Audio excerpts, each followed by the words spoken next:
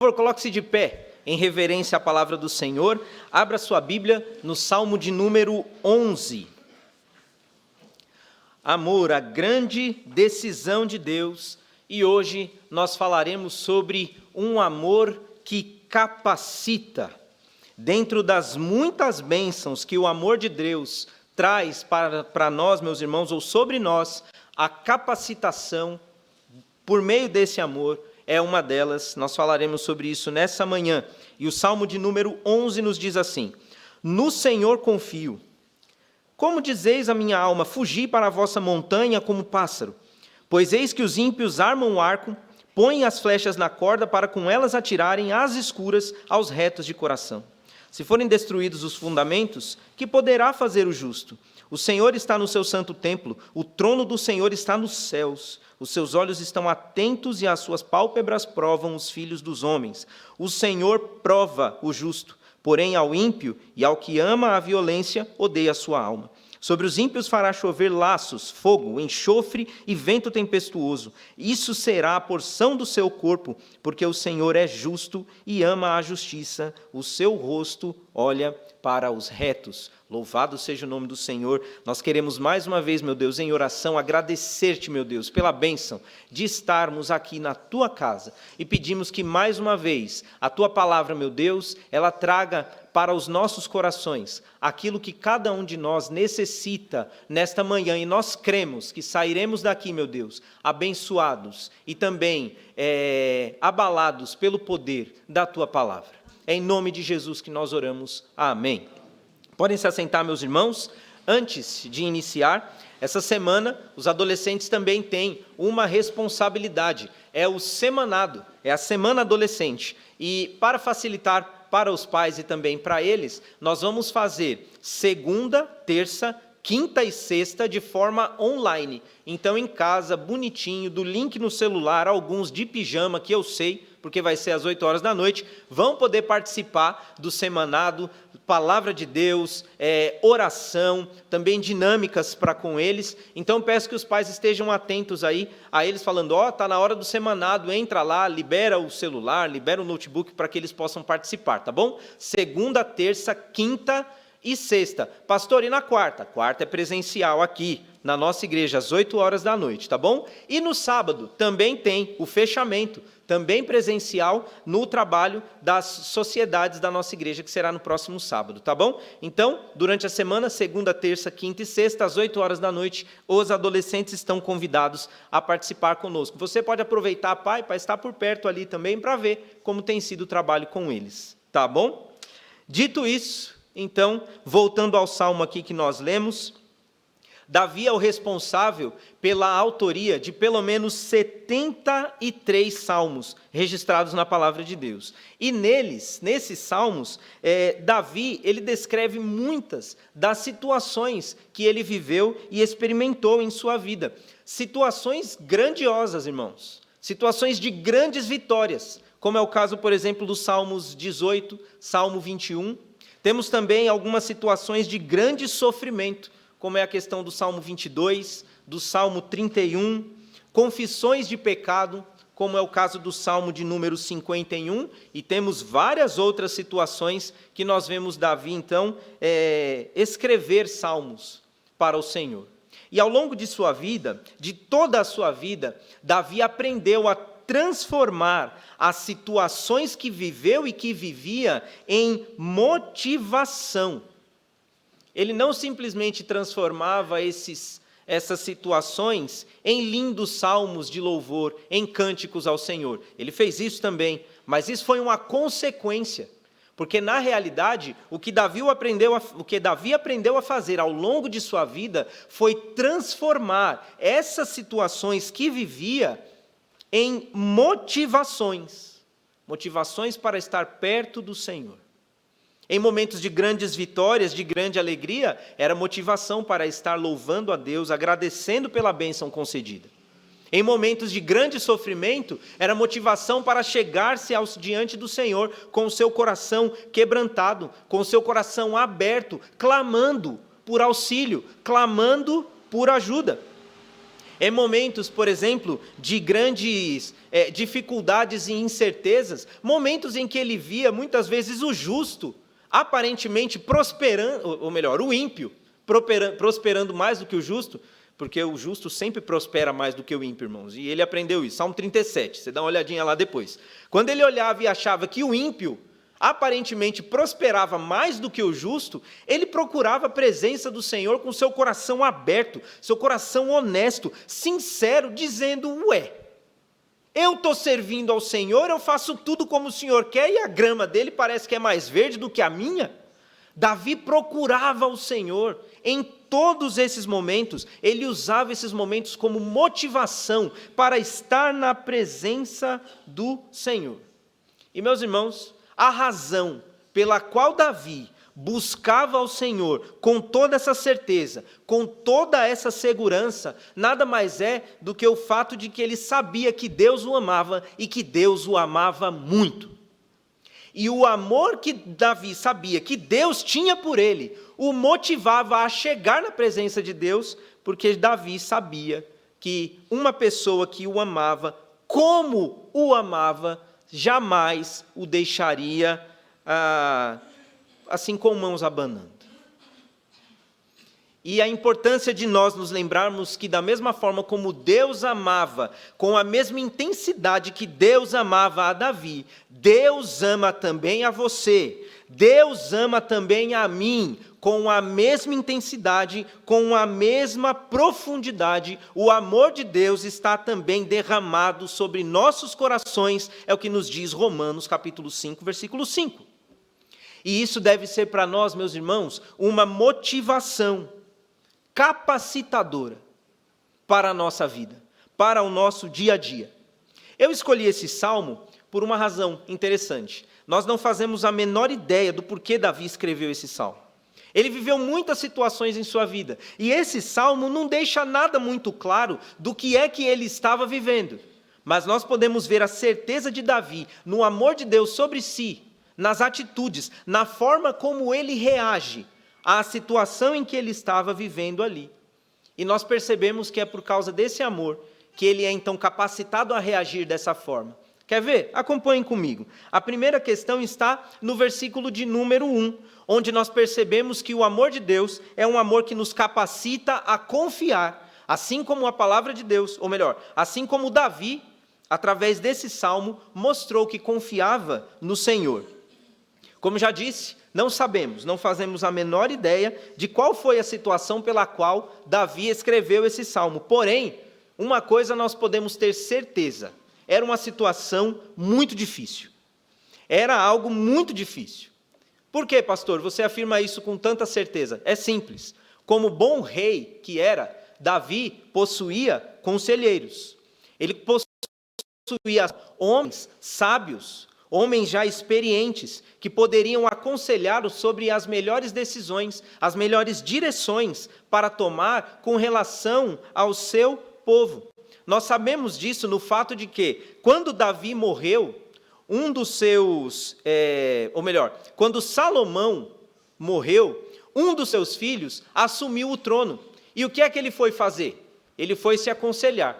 Primeiro, ele pediu conselho aos sábios, homens que estiveram com Salomão, seu pai, homens que estiveram também com Davi, seu avô, homens que passavam por todos esses governos, aconselhando ao rei. E eu acho tão interessante, irmãos, que a palavra de Deus diz que Salomão foi o homem mais sábio que já pisou aqui nesse mundo, e ainda assim ele tinha conselheiros. Isso daria uma outra mensagem, não é nosso foco nessa manhã, mas isso é interessante. E sabemos então que Roboão ele procurou depois os conselhos dos seus amigos, e sabemos que deu no que deu, o reino foi dividido. Sabemos disso. Então os conselheiros eles eram uma realidade do rei. Então, quando se levanta a dificuldade diante de Davi, quais são os conselhos que os seus conselheiros dão? Fuja, rei, fuja para as montanhas, fuja como pássaro. Interessante que o verbo fugir, aqui no hebraico, ele está no plural, o que mostra que os conselheiros diziam: rei, senhor Davi, pegue toda a sua corte e fuja, vá embora, é o melhor. E um conselho que para nós, dependendo do tipo de situação, pode até parecer um convite interessante. Um problema muito grande, uma situação muito terrível se levanta diante de nós, fugir pode não parecer uma opção tão ruim. Mas Davi confiava no amor de Deus por ele. Davi confiava no Senhor, e qual foi a sua resposta? No Senhor confio. Eu não vou sair daqui.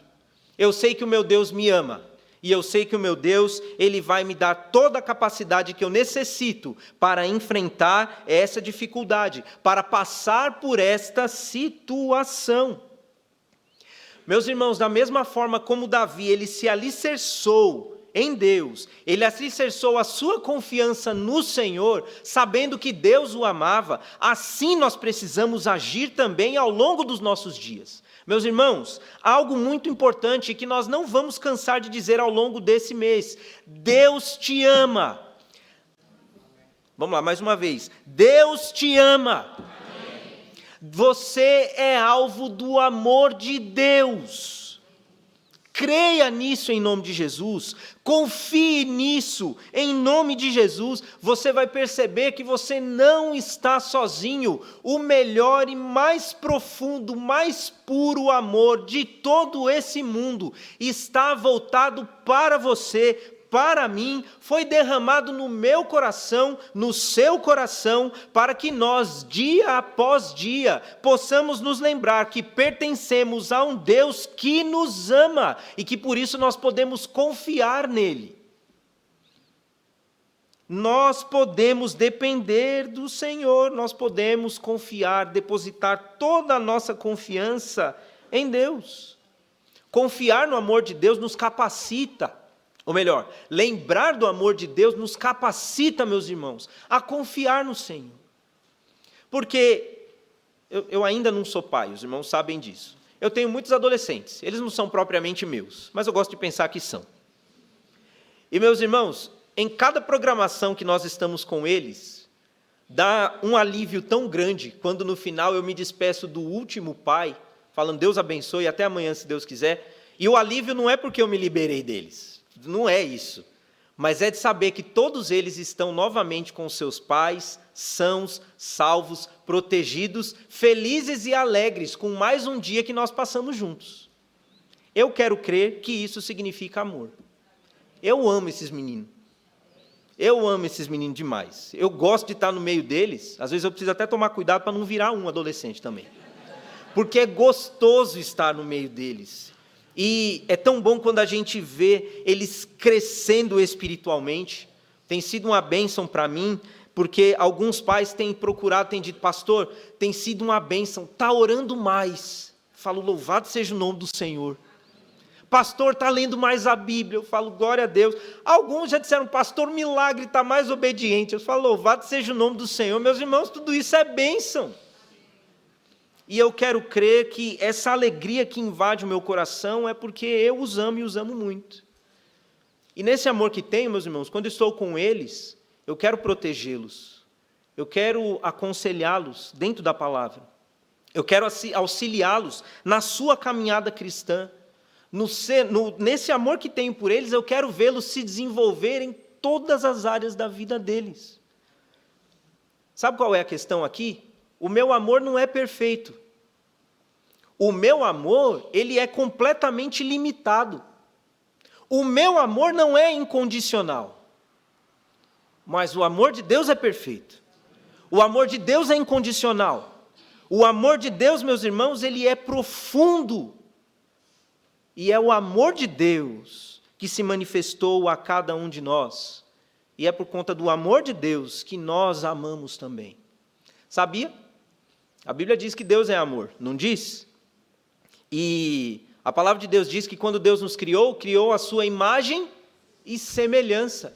A capacidade que Deus tem de amar, Ele deu a cada um de nós. Um cristão que confia no amor de Deus, ele está simplesmente exercendo aquilo que Deus colocou nele naturalmente, a sua capacidade de amar. E com isso nós podemos, meus irmãos, mostrar que Deus está em nós.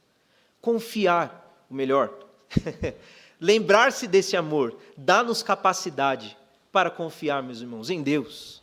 E precisamos fazer uso. Interessante que no verso 2, a palavra de Deus ela diz assim, pois eis que os ímpios armam o arco, põem as flechas na corda para com elas atirarem. Não se sabe se esse arco e essas flechas eram literais.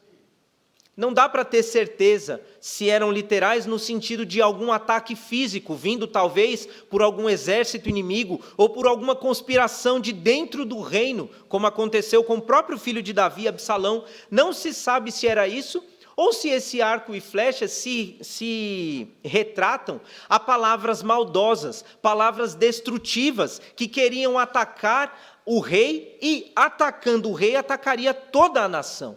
Nós não sabemos do que se trata. O fato é que não importa se é ataque físico, se é ataque verbal, moral, se é ataque espiritual, no Senhor confiamos.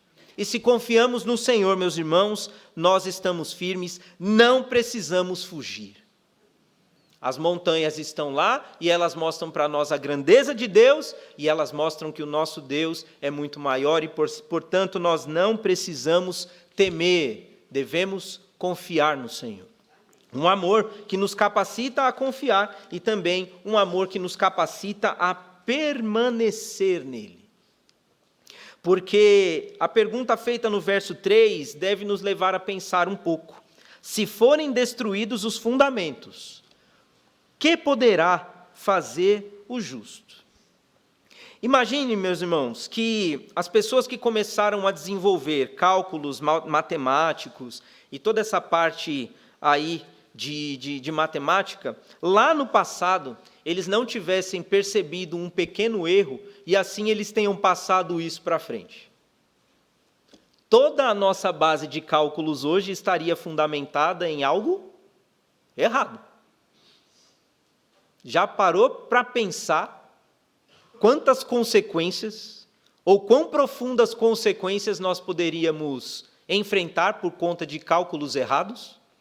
Para quem é engenheiro civil, sabe bem do que eu estou falando aqui. Eu vi um vídeo uma vez, eu fiquei assim, abismado.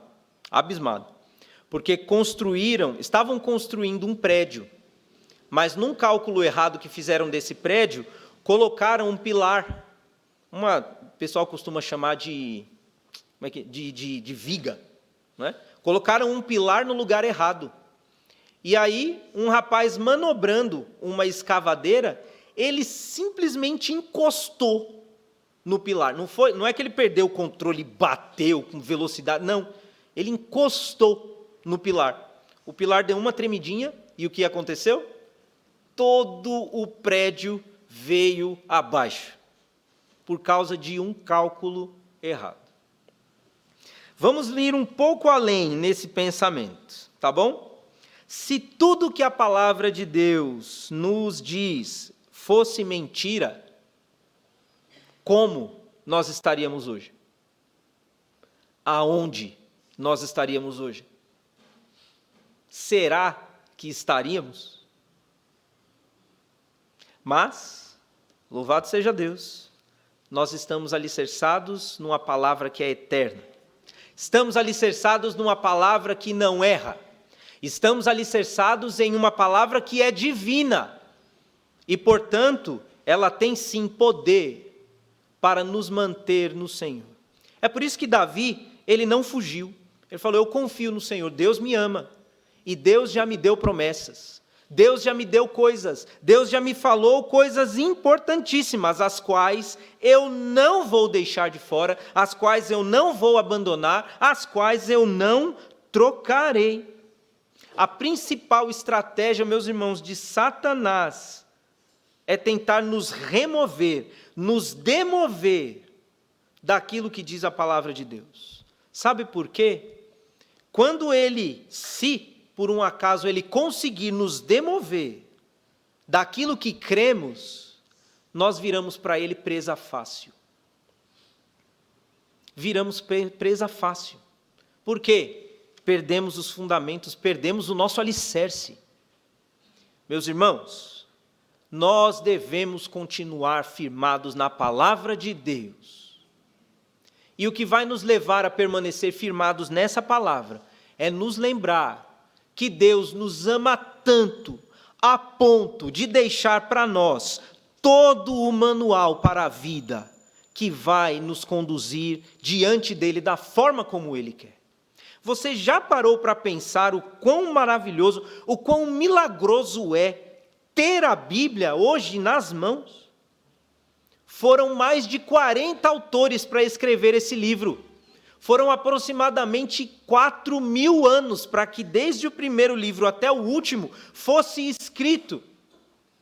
E não somente isso, são quase 2.000 anos para que esse livro chegasse em nossas mãos ainda de forma completamente confiável. Meus irmãos, quem aqui brincou de telefone sem fio sabe do que eu estou falando. O primeiro camarada fala uma coisa ali, o último no final fala outra completamente diferente. Quem já brincou de telefone sem fio sabe como é que é. Tudo bem que tem aqueles engraçadinhos que já mudam tudo no meio do caminho, só para fazer a brincadeira ficar ainda mais engraçada, né? Mas você já percebeu que muitas coisas começam a ser contadas de uma forma e no final elas terminam de uma outra, completamente diferente? Sabe aonde isso não acontece? Na palavra de Deus. A palavra de Deus, ela permanece como sempre foi, como Deus sempre desejou que permanecesse, como Deus sempre desejou que ela chegasse em nossas mãos. Sabe por quê, meus irmãos? Porque Deus nos ama. Ele sabia que nós precisaríamos de um guia. E não somente a palavra, Ele nos manda também o Espírito Santo, o Consolador. E qual é a função do Espírito Santo? Nos fazer lembrar de tudo o que Jesus nos ensinou. E o que Jesus nos ensinou está onde? Na palavra de Deus. Permanecer, meus irmãos, fundamentados no que Cristo nos ensina, é prova de que nós confiamos no amor de Deus por nós. Nós não somos levados por ventos de doutrina, como nos diz Paulo através da carta aos Efésios. Nós não somos, meus irmãos, levados, enganados por falsas doutrinas que são ensinadas aí fora. Nós não temos, meus irmãos, se estamos alicerçados na palavra, nós não temos a nossa fé abalada com as coisas que o mundo diz aí fora. Porque nós sabemos que o nosso Deus, por amor, nos deu a sua palavra. E em sua palavra permanecemos. E se nela permanecemos, nós estamos seguros. Louvado seja o nome do Senhor. O amor de Deus, ele capacita você a crer na palavra. Se você tem procurado se alicerçar em outros fundamentos, tome cuidado. Talvez você esteja deixando esfriar o seu amor pela palavra. Em nome de Jesus, não permita isso. Leia mais. Se aprofunde mais. Busque mais do Senhor através da sua palavra. E certamente você verá que você terá todos os motivos para permanecer no Senhor. E por fim, o amor de Deus é um amor que nos capacita nas provações. É o versículo 5. O Senhor prova o justo. Eu quero ficar só com esse pedacinho do versículo. Isso daqui, meus irmãos, é uma certeza. Isso daqui é uma afirmação. O Senhor prova o justo. Ou seja, Deus coloca o justo à prova. Ao longo da minha caminhada cristã, uma vez eu li em um livro uma frase que diz: uma fé que não pode ser provada não merece confiança. Meus irmãos, isso me impactou de uma forma tão grande, porque as provações, elas são uma realidade da nossa vida. Deus sempre nos coloca à prova. E às vezes esse ciclo de provações, ele vem em uma forma de bastante frequência. Mas louvado seja o nome do Senhor, meus irmãos, porque nós não passamos por nenhuma prova desprevenidos. Nós não passamos por nenhuma prova sem contar, e contar 100% com o amor de Deus sobre cada um de nós. E a grande decisão de Deus em nos amar, nos capacita a passar por essas provações, crendo que cada uma delas, Deus as permitiu em nossa vida por amor, para que saiamos destruídos do lado de lá? Não, mas para que nós saiamos ainda mais fortalecidos no Senhor. Sabe qual é o significado da palavra tribulação na Bíblia? Ela traz exatamente o significado de prensado com força, exprimido com força. Quer um exemplo bom, e que eu sei que todo mundo vai gostar? Caldo de cana. Tá vendo? Ó, teve gente até que já abriu um sorriso aqui. Eu sei, caldo de cana é uma bênção. É gostoso aquele negócio. Mas como é que o caldo ele é extraído? Depois de a cana passar no moedor. Eu não sei os irmãos, mas além da alegria de ver o caldo caindo liso, gostoso no copo, me dá um desespero quando eu vejo a pessoa manuseando aquele negócio. A mão dele chega tão perto daquela roda, daquela polia. Eu falo, em nome de Jesus, guarda a mão desse homem, guarda a mão dessa moça, porque aquele triturador ele não está de brincadeira. A gente vê como a cana passa ali e como ela sai do outro lado. E o que a pessoa que está preparando o caldo de cana faz? Pega a cana ali e põe ali de novo. E ele faz esse processo várias vezes, mas no final tem o caldo, que é doce, que é uma delícia. E se cai aquele limãozinho, ele vem do céu. Porque é gostoso aquele caldo de cana com limão. Meus irmãos, as provações são na nossa vida prova do amor de Deus. Porque um pai que ama seu filho, ele não quer que seu filho fique estagnado no lugar. Ele não quer que sua filha fique estagnado no lugar, mas ele vai investir, ele vai trabalhar em cima, ele vai incentivar para que o seu filho e sua filha cresça, se desenvolva em todas as áreas. Assim faz Deus conosco. E o que ele usa?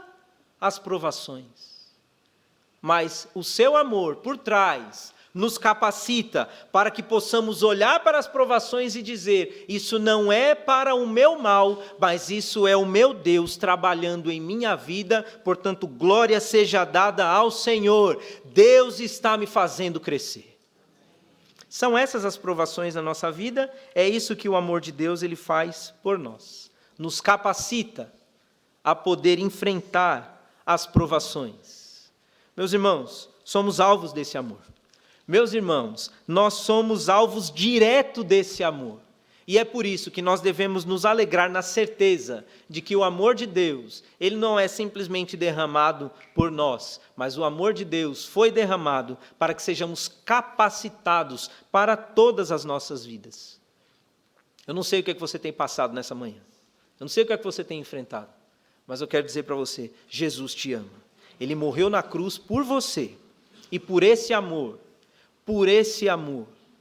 você deve, então, se entregar a Ele com toda a confiança. E que Deus assim nos abençoe. Pastor Carlos Júnior.